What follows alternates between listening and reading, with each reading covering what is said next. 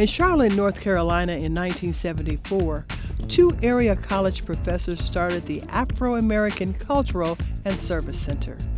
That evolved to the Harvey B. Gantt Center for African American Art and Culture, which continues the mission of preserving African American art, history, and culture.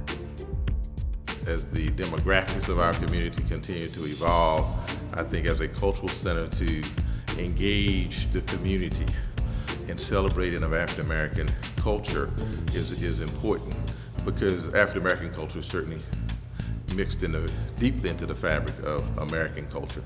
So for a vibrant community, not just African Americans understand it, but more importantly for others to come and understand.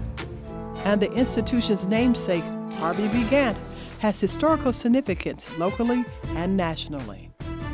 He was the first African American to integrate Clemson University. He was also the first African American mayor for Charlotte. And he also, if you remember, the embattled Senate campaign between he and Jesse Helms back in the late 80s.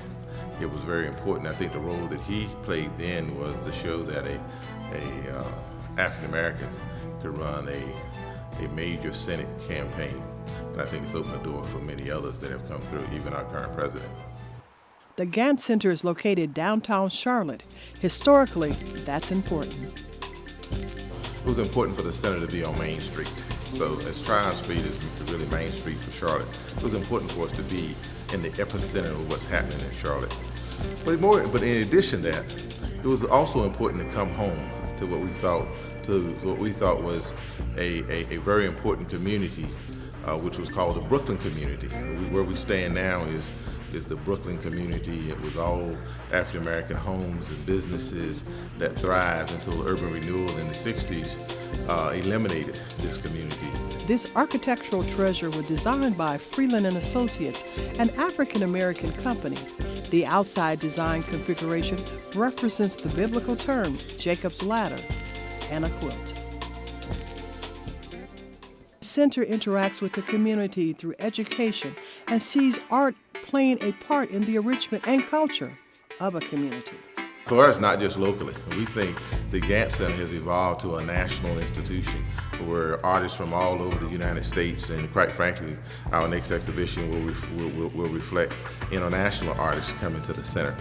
But the enrichment of art and the role of art, helping close the cultural gaps in our community is part of it, igniting the creativity for youth to learn who will be our future leaders of our community. Those are all important components of art and creativity that I think the Gantt Center, presents in our community.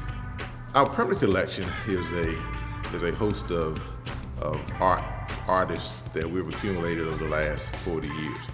But there is a particular collection that we were gifted by Bank of America, which was the John and Vivian Hewitt collection of African American art, which is the foundation of our collection currently. And it's on display now in our West Gallery, as it has traveled the country, and now it's home here at the Gantt Center. It is an amazing collection.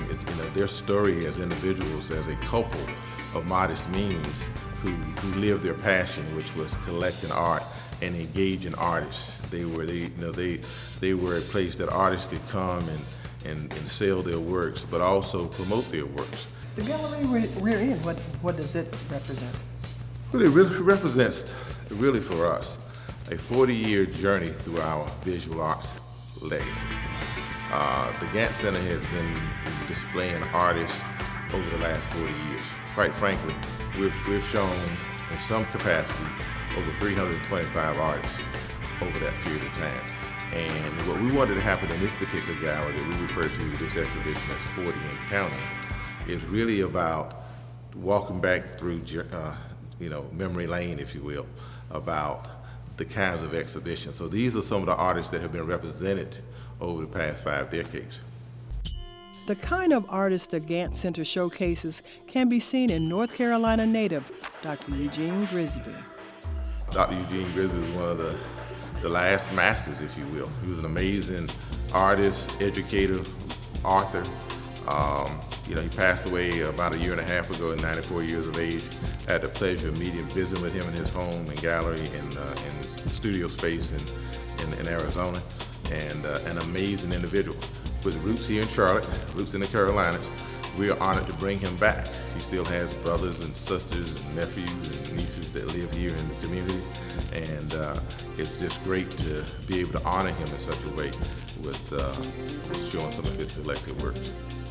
First and foremost, we want people to really see the center as a place that they can come and get great appreciation of a culture, not just the art, but really a culture, and really understanding that. We think the art presents an opportunity for people to expand their level of appreciation. African American art is so dynamic, and it's in terms of what it presents and the messaging in it, that we think it is critical to our youth and really to our adults as well, in terms of better understanding, a community.